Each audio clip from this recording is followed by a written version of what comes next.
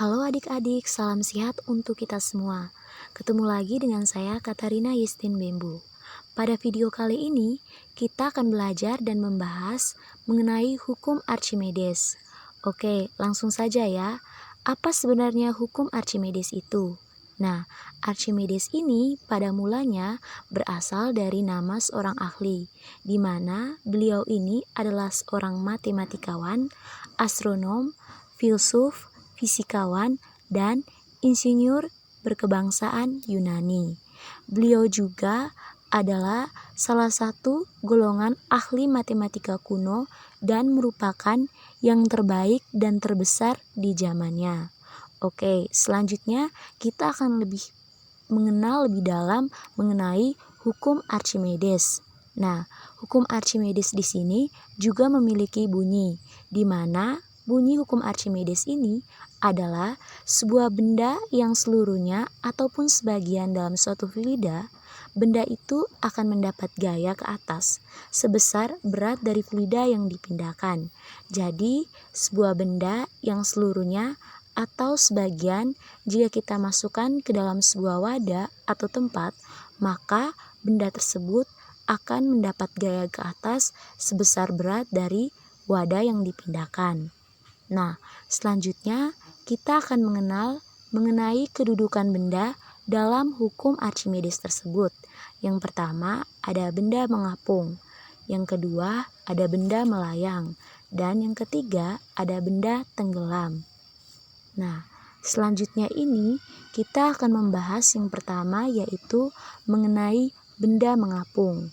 Nah, benda mengapung ini didefinisikan sebagai benda dalam zat cair mengapung jika massa jenis benda lebih kecil daripada massa jenis zat cair. Nah, sama dengan Vb sama dengan Vb aksen tambah Vbf, di mana Fa-nya sama dengan ρf dikalikan Vbf dikalikan dengan G. Nah, karena hanya sebagian benda yang tercelup pada zat cair, maka persamaan gaya angkat ke atas dengan gaya berat berlaku ρf dikalikan Vbf sama dengan ρb dikali dengan Vb. Nah, di sini juga kita bisa melihat keterangannya, di mana Vb aksin ini sama dengan volume benda yang terapung dan memiliki satuan meter pangkat 3. Nah, yang kedua Vbf, di mana volume benda yang tercelup dalam fluida. Bisa satuannya yaitu meter pangkat 3. Dan Vb sama dengan volume benda keseluruhan. Satuannya meter pangkat 3. Nah, selanjutnya Fa yang merupakan gaya apung. Satuannya itu adalah N. N ini merupakan Newton, dan ρf di mana merupakan massa zat cair. Satuannya ini adalah kilogram per meter kubik, dan yang terakhir G ini merupakan gravitasi. Satuannya meter per sekon kuadrat. Nah, selanjutnya mengenai benda melayang. Nah, bisa didefinisikan sebagai benda dalam zat cair melayang apabila massa jenis benda ini sama dengan massa jenis zat cair, di mana ρb sama dengan ρf.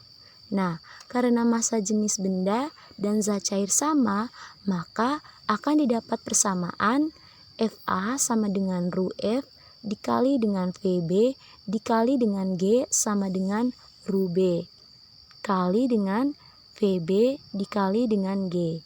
Nah, keterangannya di sini bisa kita lihat di mana Fa ini merupakan gaya apung dengan satuan Newton, dan ρf ini merupakan massa jenis zat cair dengan satuan kilogram per meter pangkat 3. Dan ρb ini merupakan massa jenis benda dengan satuan kilogram per meter pangkat 3. Nah, Vb ini merupakan volume benda dengan satuan meter pangkat 3.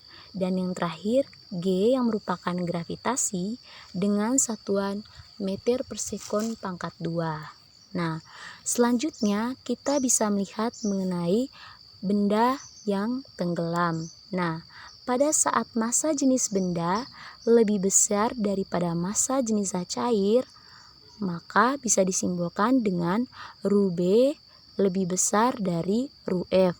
Maka benda tersebut akan tenggelam dan berada di dasar fluida.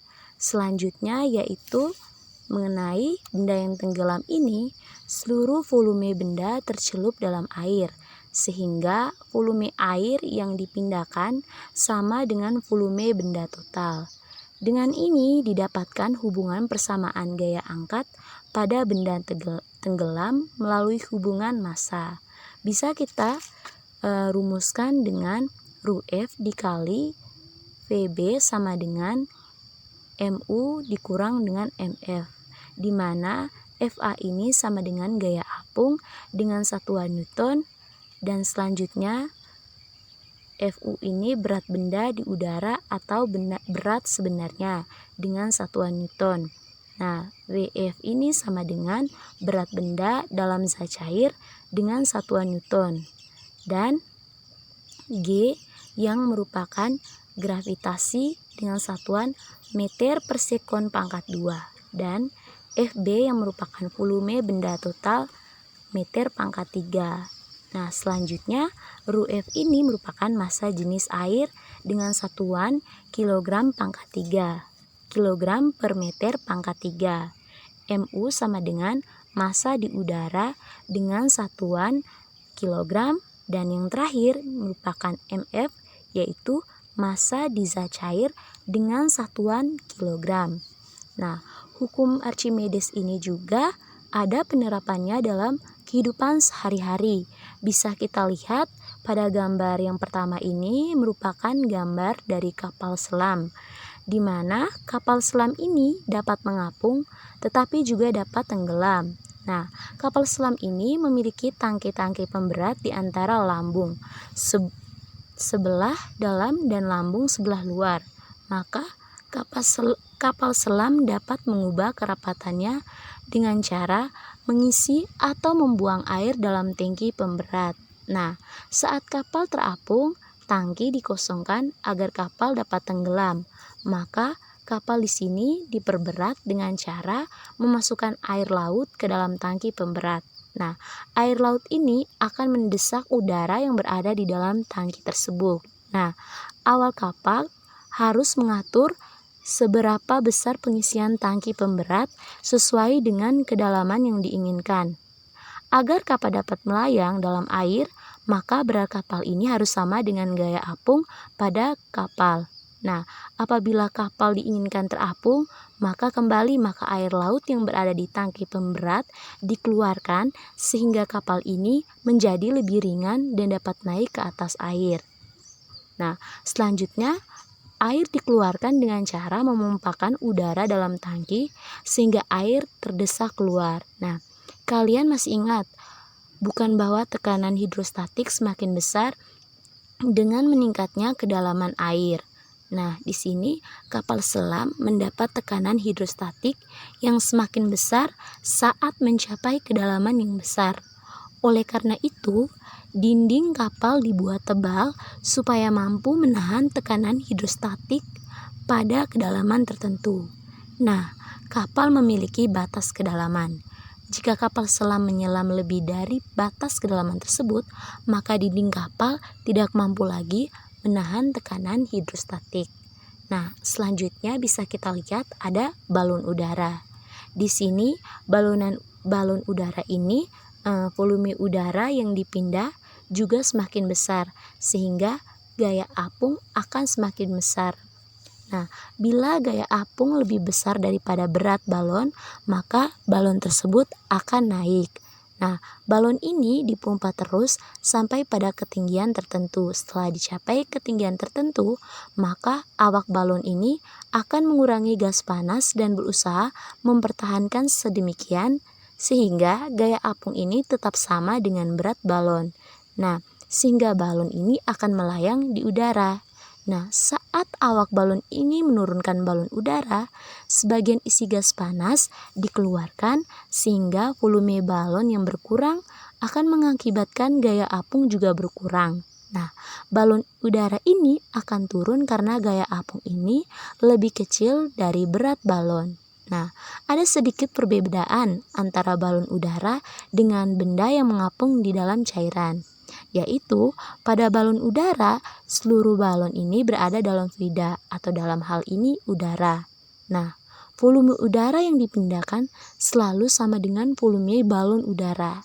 Sedangkan benda yang terapung dalam cairan hanya sebagian yang tercelup dalam cairan. Nah, kesimpulan dari pembelajaran hukum Archimedes ini yaitu sebuah benda yang seluruhnya ataupun sebagian dalam suatu fluida, benda itu akan mendapat gaya ke atas sebesar berat fluida yang dipindahkan. Nah, bisa kita kenal dengan tiga hal yang terjadi dalam hukum Archimedes tersebut, di mana mengapung, yaitu ru gabus akan lebih besar daripada ru air. Dan yang kedua, melayang, di mana ru air akan sama dengan ru benda. Dan yang terakhir, tenggelam, di mana ru air ini akan lebih kecil dari ru dari benda. Nah, sekian dan terima kasih.